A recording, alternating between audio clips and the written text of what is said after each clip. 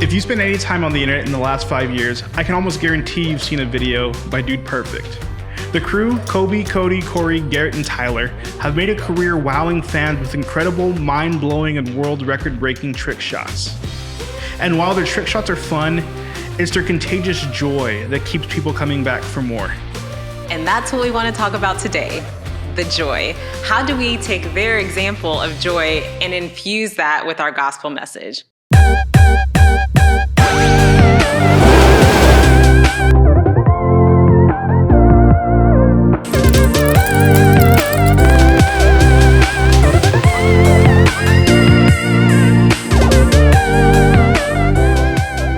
Okay, Darnell, how many Dude Perfect videos have you seen, you think? I've seen them all. You've seen all Yeah, multiple times. I've seen them all multiple times. Oh my gosh. Well, I haven't seen them all, but like I've seen their stuff and it's like, it's incredible, right? Like it's bros hanging out and doing like cool tricks, but then you're like, how did that happen? It's crazy. Like watching that makes me think like, how do I do this? Like not just like make the shots, but like, how do I live that life? Right. And, you know, lately I listened to the most recent episode of How I Built This, my favorite, with Guy Raz, shout out. But it was about Dude Perfect, and it like told their story. It only had two of the guys, but it was awesome. Yeah. I remember you recommended it to me because I listened to How I Built This periodically, but I hadn't listened to that episode yet. And like, while I've seen like all of their videos, I didn't know much about them or their background. Like I knew that they were from A&M. I knew they're from Texas. We're from Texas. Like we own that. But I didn't really know how they got started in this. So it was really cool, like getting to learn their backstory. Yeah. And that's why I like that show, is that it was a backstory and then they talk about the business, but it's like the story behind it is what carries it. And theirs was interesting because it's 5 Christian guys coming together to do this. And that's not like the forefront of what they're doing. Like they're doing trick shots and cool things and things like that. But like it's their Christian foundation, I guess, that kind of like shapes the community that they have with their friendship. Like the reason like they're doing stuff today together is because they all started in the same faith community. They started, you know, in Bible studies together and building that really strong bond, that really strong connection there. Yeah. And I don't know, like when I was listening to it, I felt my college experience coming through, because they talked about how like they could go out drinking and they could do this and that, but like they hung out together at like someone's house and like did dumb stuff or watched movies or something like that. And that was like my college experience. And you know, just hanging out with some of our friends, like we created bread ball where like it was not day old bread. It was like 3-month-old bread at the top of the fridge, and you take it outside and hit it with a baseball bat. How far does it go? You know, like, so just so much about their story I could identify with. And just that it was like joyful, you know, it was their community and they were showing joy, they were hanging out, and then they ended up essentially building this empire. Yeah, I think their story resonates with me too, because I had a similar college experience. I mean, we spent the summers like bored out of our minds, and we created games where we compete with each other just to see who was better at like we're guys, right? Dumb things like hanging from a pole the longest, like who can do that, or you know, multiple foot races. And they're still very much contested as to who won those. I contest. I was almost hit by a car, so I did not get second place. But I think of like those friendships, right? Like I think of college, and I think of college as a time with joy and fun, and then you go off into the real world, and that kind of just gets sucked away slowly. Yes, but then like they've like bridged the two somehow, and you know, it's the spectacle of the trick shot that they do. So like, I don't know. On the podcast, they talk about when he dropped the ball out of the airplane, and literally on the second take, the ball went in the hoop next to like a Dodge Ram truck or something. And to me, that is insane. And like, you know, we think about miracles and like things that happen in the world around us. And St. Augustine is like, I mean, he's so on point with this. Like, we are the miracle, right? Like the fact that we're living and breathing and engaging in this world is the miracle. And it's almost like the choice of what we do with that. And like, they are essentially like choosing to do these crazy shots that, you know, sometimes it takes them 1,000 takes, sometimes it takes them 2. But that airplane one, like when it sunk, and even on the podcast, when you hear like everybody's go, "Rah!" like so excited, you feel that joy. It's like electric. So I don't know, just the pure joy of some of those shots. Like, what would you say are some of your favorite shots that they did? So the airplane one is definitely up there for me. I do remember watching their ones at it was at the stadium. I think it was like one of their early trick shots where he was going for his first world record. Welcome to Aggie Land. This is the world's longest basketball shot. And I remember watching that one like years ago, thinking like, this is crazy. This is crazy. But most recently, so I watched them a lot. They did some with this other creator who was like really big on Vine back in the day, named Zach King, and he does like illusions. And so they combined both of what they do, right? They have his illusions and their trick shots, and it was super cool. I mean, I think I've seen the video 3 times already. Just like trying to like wrap your head. I need to see it. Yeah, just like wrapping my head around like, how did this even happen? What? But I think like what's cool is like we're in it for the spectacle, right? We see like what they can do, but we don't see all the behind the scenes things, right? And I think that's like the way life works, right? Like they choose to spend hours doing this thing for that outcome.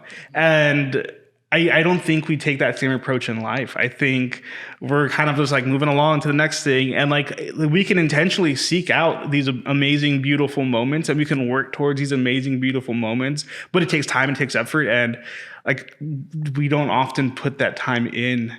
So like, I think they're making the miracles happen, and we have that power too. Yeah. We just need to choose to do it. Yeah. And I don't, like that choice is a hard one, right? Because we get caught up in whatever the day-to-day grind is for whoever, right? Like it doesn't really matter, but like just taking time to do what truly like you would like truly give you joy, whether it's like listening to music, like, I can't even tell you like how many times like I hear someone say like, oh, I'm making music, or I'm going to make music. And I'm like, oh, what are you going to do with that? But I'm like, wait a minute, like, do you have to do anything with that? Exactly. Like they're doing that for it in itself. Like there's a beauty to that. And with these guys, like they were doing that. It just happened to be like the whole world wanted to see that too. And just like be on that roller coaster ride with them. So how do you think they still manage to do this at such a high level today? Like, can you imagine like being stuck with the same 5 people every day for work nonstop, trying to do like extremely complicated things? Yeah. Like, what do you think that looks like? What do you think that feels like? Well, I think it comes back to that foundation that they set when they were in college. I mean, we're brothers, right? Like we have known each other for 14, 16 years at this point. So anything that you can imagine with family, with 5 brothers, that's what's happened. So we've certainly, been upset at each other many times. And that's a lot of people. That's a lot of cooks in the kitchen to try to agree and try to vote. And so as you can imagine, it gets messy. But I think we've aligned on the things that really matter, right? We've majored on the majors and minored on the minors. And so our, tentpole things, right? Quality and that people can trust everything we put out, like those things continue to kind of guide what we do. And so I think as a group, we didn't have to convince each other about those things over and over again.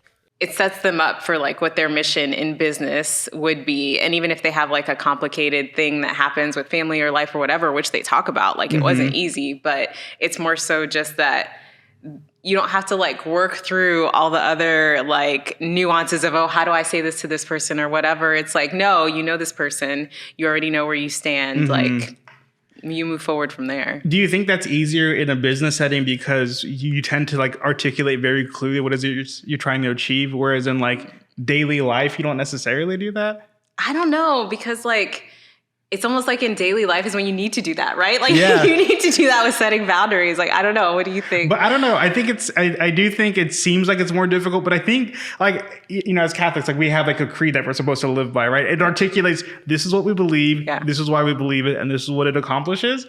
So like we have that. Yeah. We don't agree on it. Or in like how you live it out. Yeah. Like there's like disagreement. Like we have like the very core beliefs of our faith, right? And we're like, this is what we believe and this is what we're supposed to do and this is how we enact it. Right. But like we don't necessarily like always take that and try to apply that and be like, okay, well, what does it mean that I'm a child of God? What does it mean that we're all made in the image and likeness of God? Like, what does that look like? Right. I don't know. We haven't done that legwork, right? Yeah. And I think that's where a lot of disagreement between, people even in the same faith, in the same church, in the same families, comes from. Like, they're like, these are the things we believe, but like, what does that actually mean? Like, articulated. I mean, like, I don't know. And maybe it looks different for different people. Yeah, and you're bringing up like some points about like diversity, right? Like we talk about it often. Like our family lives were different, maybe than some other family lives that like you can't. It's hard to compare sometimes, but all still being Catholic, like what does that look like as a lived mission or as like evangelical? And even like what we're talking about in showing joy, like we're going to do it in different ways. Yeah. Like mine might be very overt, but someone else's might be very reverent, you know? Yeah. So it's an interesting conversation just to be had. You know? I think Corey, I think it was, said something really interesting. He said, we majored in our majored and we've minored in our minors as like a explanation for how they've resolve those issues, right? Like the important things are the really important things, and those other things aren't as important, so they're not as important. Yeah. And I think like we need to do that in our faith. We need to do that in our families. Like, what are the important things for us? Right. And like, yeah, we'll do that. We'll do those. We'll go in 100%. And what are the things that aren't as important? Yeah. And then you add in like some of the things that they do, spontaneity, joy, just like, I don't know, just like putting a ton of effort into something that seems totally trivial, but literally like could, change someone's outlook on aerodynamics or something like that. I don't know, just thinking about those little things and how you make room for spontaneity and joy when you aren't so caught up in like the minors, you know, like if it's not a big deal, it's not a big deal, right? Yeah.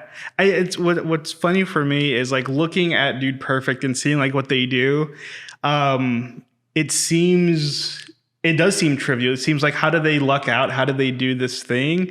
And like they got started. Right. And they're like, this is a thing that's fun. And it like with what we're like, they didn't realize it was going to bring joy to so many people. They didn't realize that they'd be doing this. They just started in the backyard throwing a ball around. Yeah. And it reminds me of something I heard from a priest here named Father Callum. Like they could have never, picked this path for themselves. But that's kind of the way God works sometimes. And I remember sitting down with Father Callum and, there's a bunch of students around. People were asking like, well, how do I figure out how to like discern what I want to do with my life? Like, how do I pick a career? How do I do? And he straight up just looked at us and said, like, what do you want to do? What are you interested in? And if it's not a sin, just do it. It's awesome. And it's like, it was like super liberating, right? You're just like, oh, I don't need to like focus on changing the world. Like, I don't need to like solve everything. It's just like, no, what's a thing you enjoy? Like, cool, try that. And if God doesn't want you there, he'll let you know. Yeah, that's awesome. Yeah. And they did it. And I mean, that's what it is. That's perfect. If we could all do that, I mean, we'd all be happier. That's for sure, at least. But then we'd all be like you said, like guided, guided in the most authentic way. Just like, okay, show me what you want me to do next, because this is what gives me joy. This is where I'm being pulled. Lead the way.